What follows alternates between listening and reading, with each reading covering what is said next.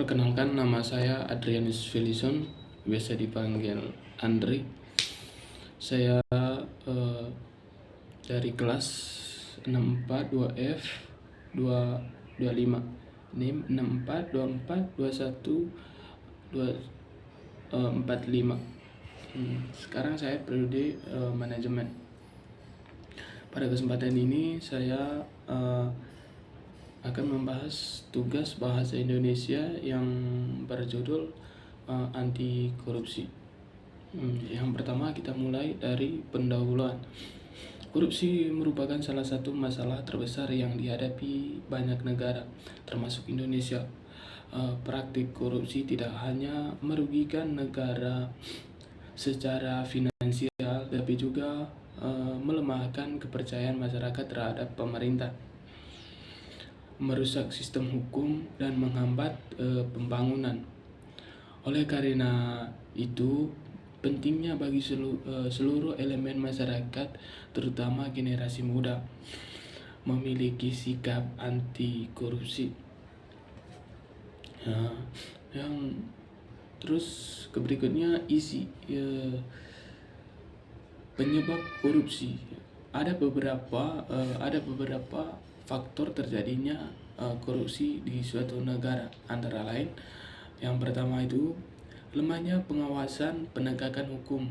Contohnya vonis hanya 2-3 tahun penjara, padahal kerugian negara itu mencapai rata-rata.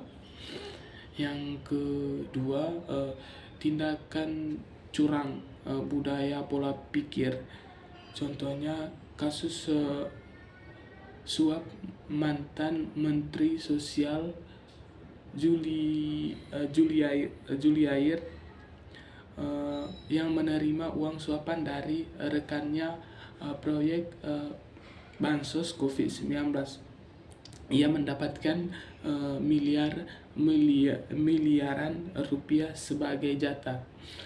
Yang ketiga, faktor eksternal dari lingkungan sekitar.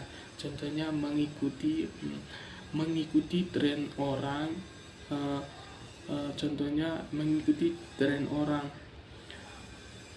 Dari itu ia mengorupsikan di suatu negara itu karena ingin bersaing dengan orang lain. Terus gajinya tidak cukup. Terus sama keinginan untuk hidup mewah gitu.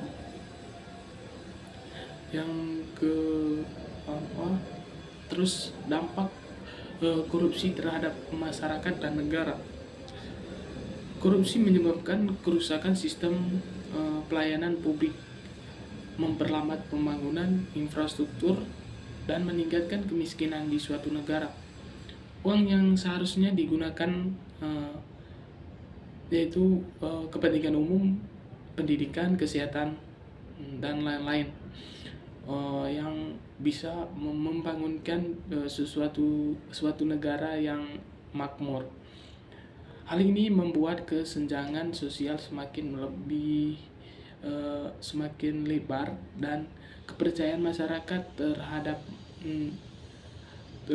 masyarakat terhadap pemerintah menurun. Upaya pencegahan korupsi dari kita berikut beberapa langkah pencegahan untuk bisa mengurangi korupsi di suatu negara. Yang pertama itu meningkatkan pendidikan moral dan karakter sejak dini. Misalnya kita mempunyai adik atau keponakan, kita mulai didik mereka melakukan tindakan yang baik serta perilaku yang baik, sehingga mereka nanti kebiasaan maupun di lingkungan keluarga, di lingkungan umum, terus di lingkungan sekolah, mereka terbiasa karena kita mendidik mereka mulai dari kecil, mendidik yang baik, sehingga mereka akan membawa hal-hal tersebut. Yang kedua itu menanamkan nilai kejujuran dalam keluarga dan sekolah. Kita harus mempunyai nilai kejujuran, karena hal yang terbesar di hidup kita itu adalah kejujuran. Maka dari kejujuran itu tersebut kita mempercayai bahwa kejujuran itu adalah hal yang paling baik bagi kita dalam lingkungan keluarga maupun lingkungan sekolah dimanapun itu. Yang ketiga itu menolak suapan dalam bentuk apapun. Kita harus mempunyai sikap yang tegas. Kita tidak mau menjadi suapan orang dalam mempunyai bagian dari korupsi tersebut. Kita harus percaya diri, kita harus cari uang sendiri, kita tidak boleh mencari uang dari tidak hasil keringat sendiri. Kita harus bekerja keras. Yang keempat, mendorong penegakan hukum yang tegas dan adil tanpa pandang bulu. Kita harus mendorong penegakan hukum itu harus setegas mungkin, supaya orang yang melakukan korupsi itu atau penggelapan uang di suatu negara itu harus setimpal hukuman dengan pengambilan uangnya dia, sesuai, harus adil, tidak pandang bulu, tidak pandang orang kaya, tidak pandang orang miskin. Kebanyakan di Indonesia ini, jika terjadi orang itu korupsi, terus mereka dikasih hukuman, mereka tidak sampai 3